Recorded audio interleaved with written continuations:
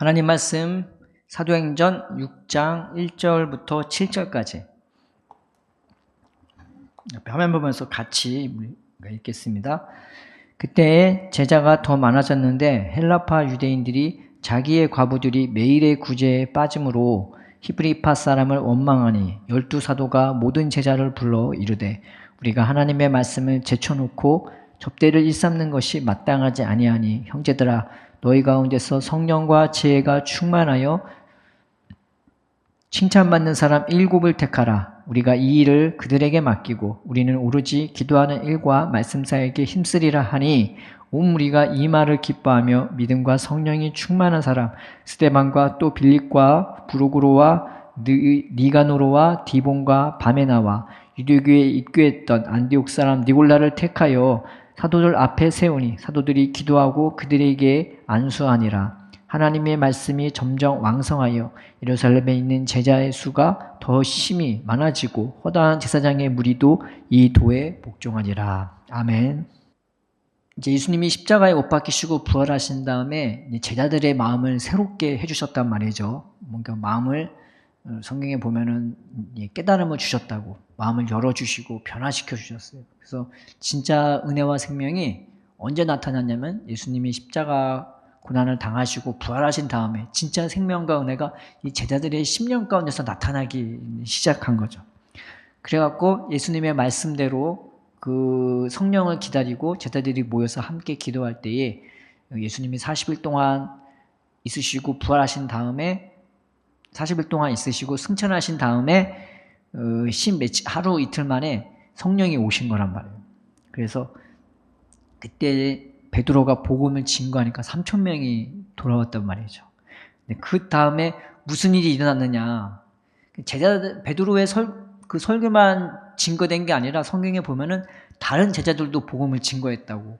이 말로 저 말로 다 각자 사람들에게 이 말 저 말을 다 해준 거예요. 여러 가지 말로. 근데 표적이 나타나니까 사람들이 믿을 수밖에 없던 거죠. 사람들이 다 마음에 감동을 받고 은혜를 받고 회개하고 하나님께 돌아오면서 그들이 변화된 삶이 사도행전 2장에 나타납니다.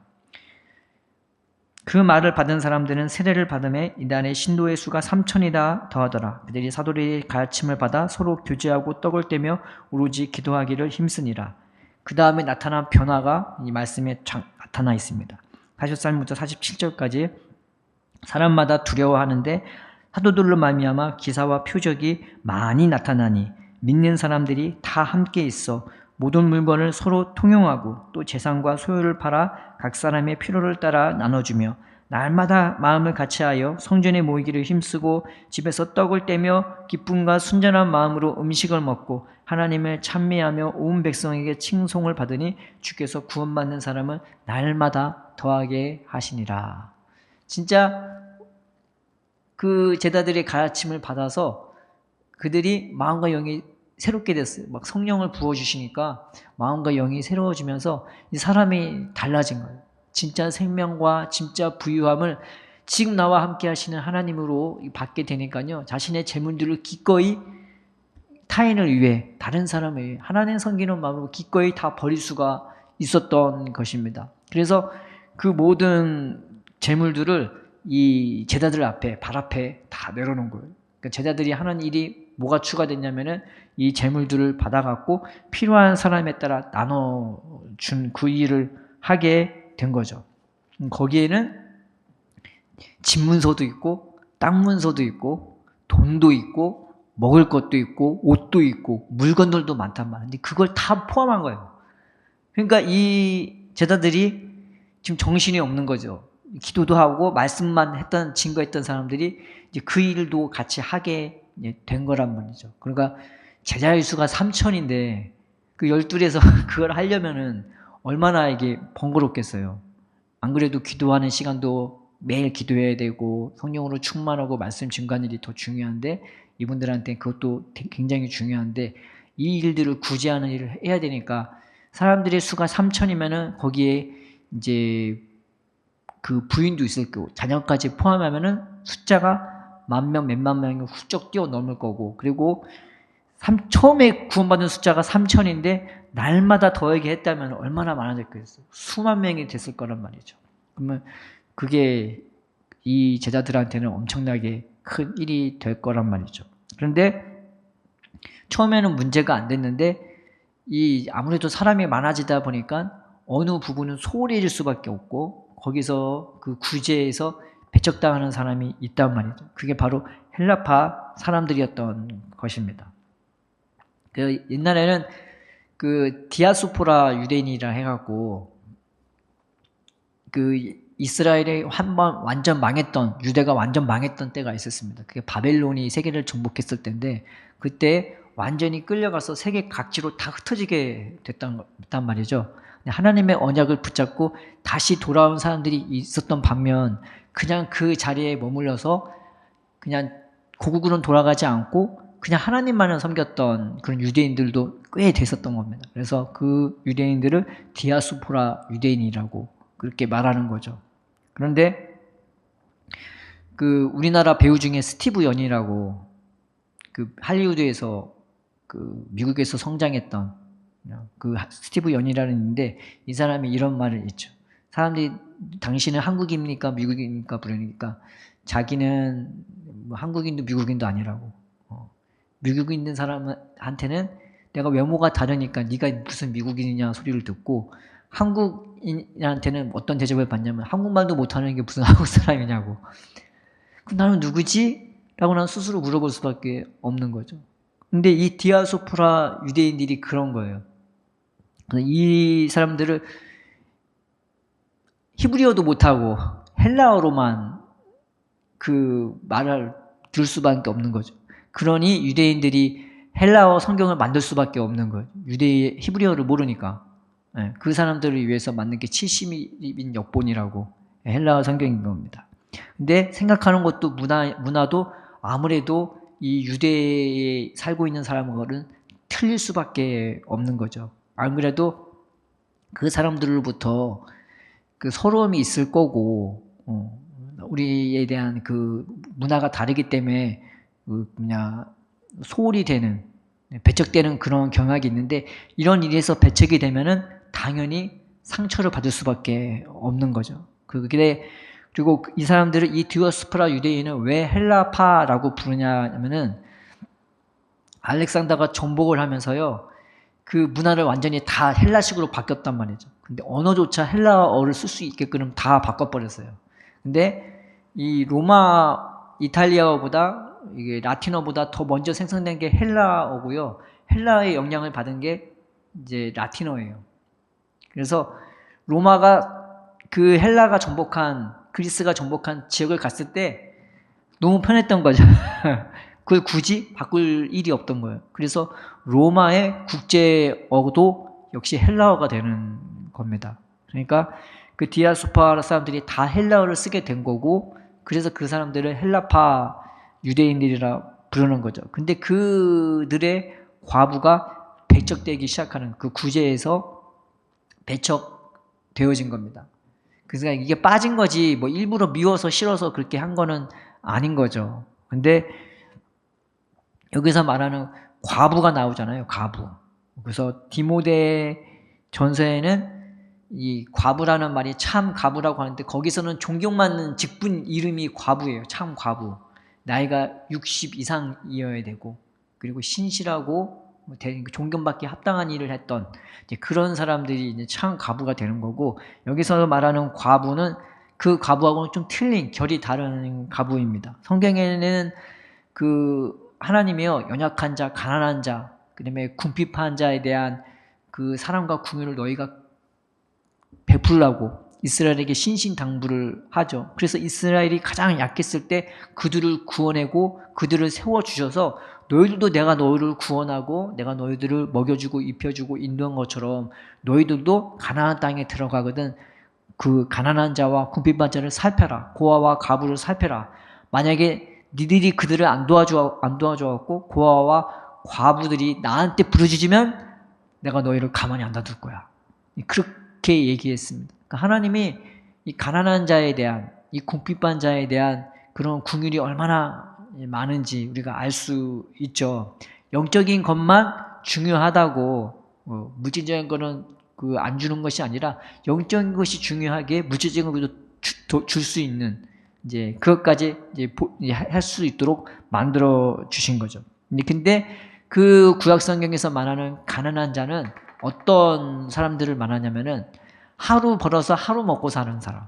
그러니까 오늘 일을 못하면 오늘 하루를 쫄쫄 굶을 수밖에 없는 거예요. 나만 굶는 게 아니라 내 아내도 굶을 수밖에 없고 내 자녀도 굶을 수밖에 없는 거죠. 그리고 이 가난한 사람의 특징은 부자들이 횡포를 부리면 그걸 막을 힘이 없는 거예요. 이게 가난한 자들인 거죠. 그리고 궁핍한 자는 누구냐? 궁핍한 자는 일조차 할 수 없는 사람들을 궁핍한 자라고 한 거예요. 대표적으로 누가 들어갔냐면은 노인들이 들어갈 수 있고 거지가 들어갈 수 있고 고아와 과부가 들어가요. 거기에. 무슨 일을 할 수 없기 때문에.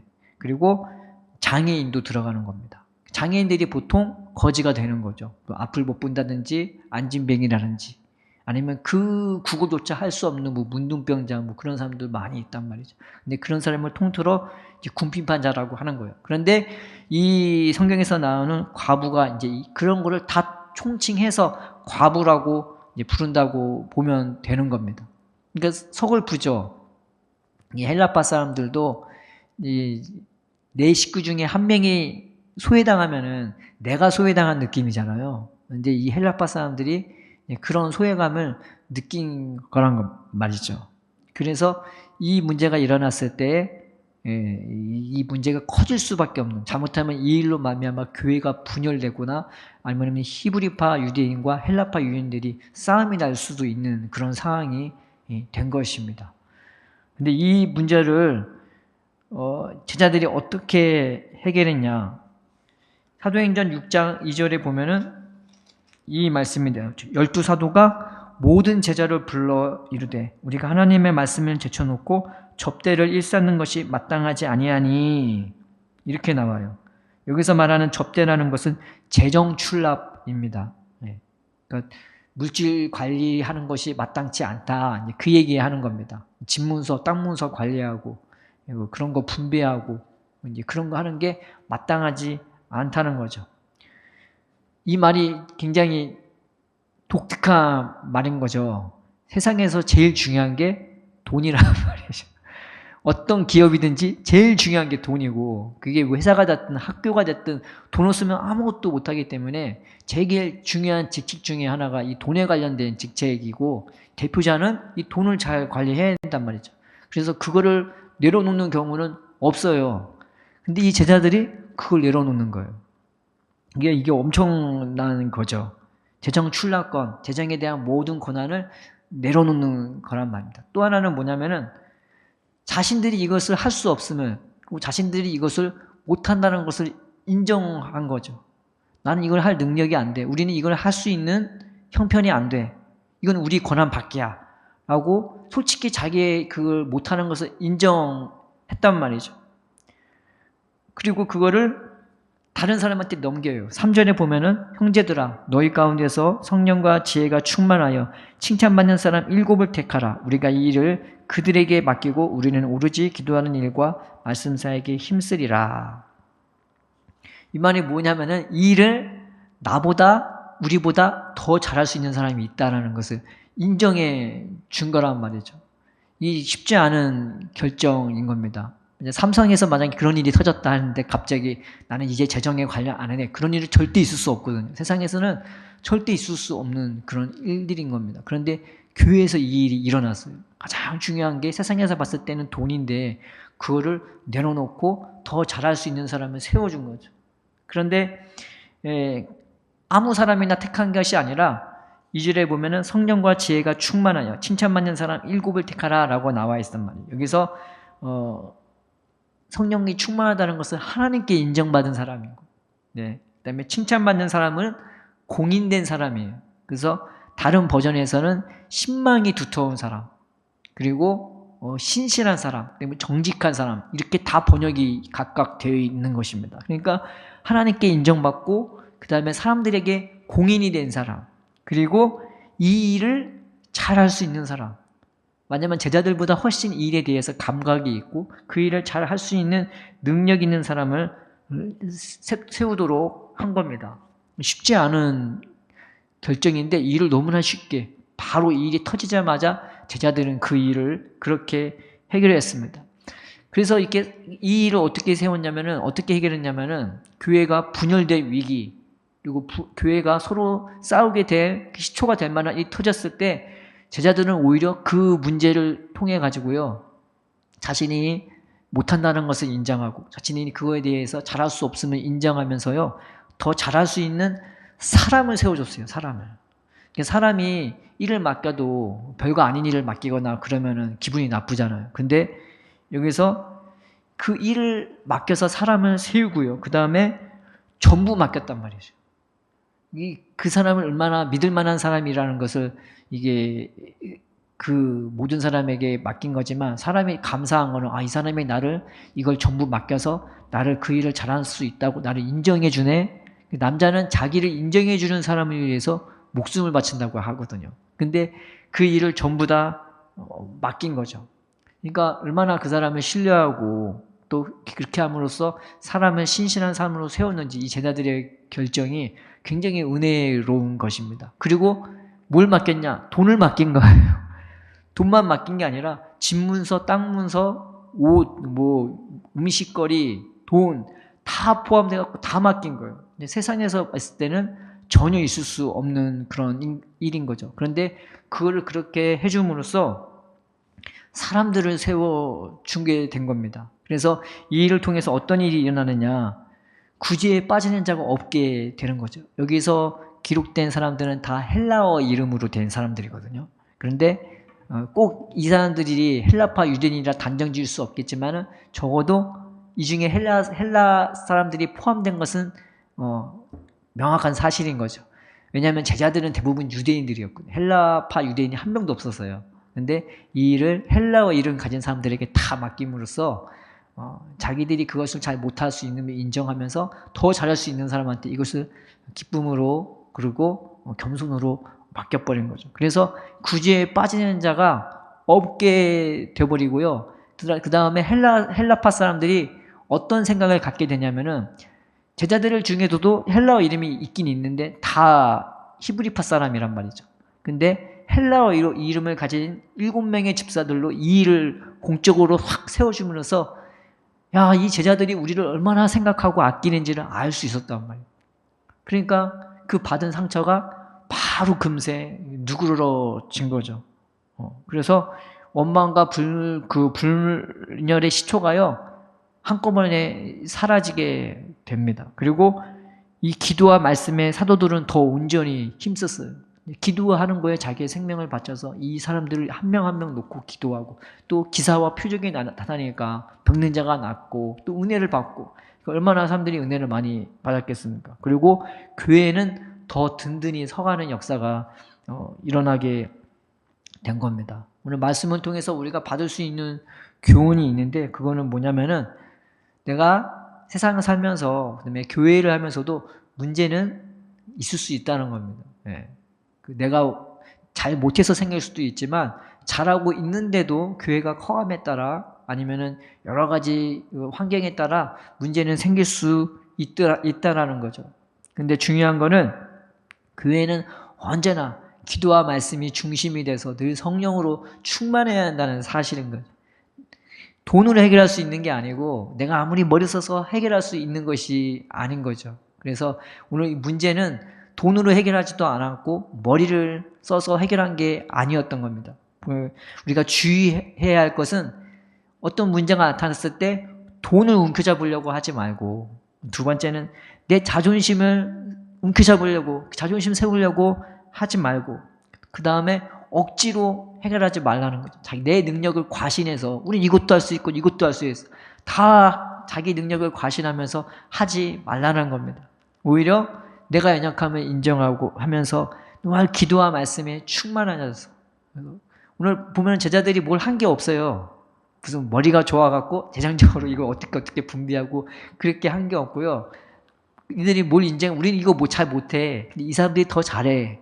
이 사람들을 다 세우고 다 맡겨요. 하나님이 예수님한테요, 일을 맡길 때 요만큼만 맡기고 그렇게 일을 시키지 않고요. 성경에 보면 다 맡겼대요. 근데 예수님도 제자들한테 다 맡겼어요.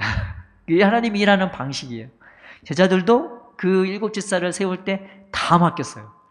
그거를 뭐 조금만 더 이만큼만, 이 사람한테 이만큼 저 사람한테 이만큼 맡긴 게 아니라 그 돈에 대한, 그 물질에 대한 것을 전부 다 맡겨서 그 사람들을 되게 교회 가운데서 신망이 두텁고 또 믿음직한 사람들로 이렇게 세워주었단 말이죠. 이게 기도와 말씀이 충만하지 않으면은 있을 수 없는 일인 거죠. 그런데 이 제자들이 오히려 자기의 연약함과 무능함을 인정하면서 이렇게 맡겼을 때에 이 일이 너무나 은혜롭게 잘 해결이 된 것입니다. 그래서 우리가 이 일을 보면서 사도들이 하는 일과 이 집사, 7집사라고 부르거든요. 7집사가 하는 일은 이 차등이 있구나. 이 사도들은 이 일을 하고 이 집사들은 이 일을 하니까 사도들이 하는 일이 더 크다고 생각할지도 모를 수도 있어요. 그런데 직분과 일의 그 위아래는 없는 것입니다. 다만 위치가 다를 뿐이죠. 하나님이 그 일을 맡기실 때 하나님이 우리에게 원하시는 것은 억지로 하는 것이 아니라 자원하는 심령으로 할 수 있게끔 우리가 은혜와 성령으로 충만케 하시고요. 그 다음에 웬만하면 잘하는 거 맡기고요. 그 다음에 웬만하면 쉽게 할 수 있도록 우리를 인도해 주세요. 막 복잡하고 머리 쓰고 막 그렇게 하는 것이 아니라 자원하는 심령으로, 그리고 잘하는 것, 쉽게 할 수 있는 것, 그리고 기쁨과 감사로 할 수 있게끔 우리를 인도해 주시는 것입니다. 그래서 억지로 하는 것 주님은 원하지 않고, 못하는 것 하도록 하지도 않고, 그 다음에 잘하려고 그렇게 하는 것도 하나님은 기뻐하지 않으시더라고요. 하나님은 그 모습 그대로 받으시고, 잘하든 못하든 신실한 모습을 했을 때 하나님은 그 모습을 받지 않으십니까? 그래서 우리가 하나님의 일을 할 때에 문제가 나타났을 때 억지로 하려고, 억지로 풀려고 하지 말고, 내 삶에 교회뿐만 아니라 내 삶 속에서 문제가 나타났을 때 하나님, 내가 못하는 것은 못한다고 솔직하게 고백하고, 그 다른 사람한테 맡길 것은 맡기고, 그러면서 그 자리에서 늘 기도와 말씀에 충성하는 우리가 되었으면 좋겠습니다.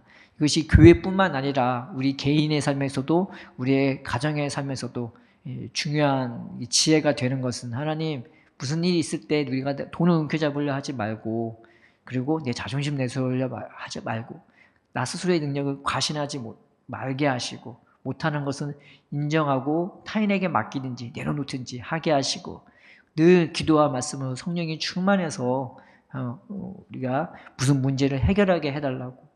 그래서 하나님이 세워주시는 내 개인이 되고, 우리 가정이 되고, 교회가 되게 하려고 우리가 주님 앞에 그렇게 하나님으로 말미암아 세워지는 삶이 되기를 바랍니다. 그러면 하나님이 인정해 주시는 삶은요, 분명히 사람에게도 인정을 받고, 또 어떤 일이든 은혜롭게 세워지게 할 수 있게끔 하나님이 인도해 주십니다.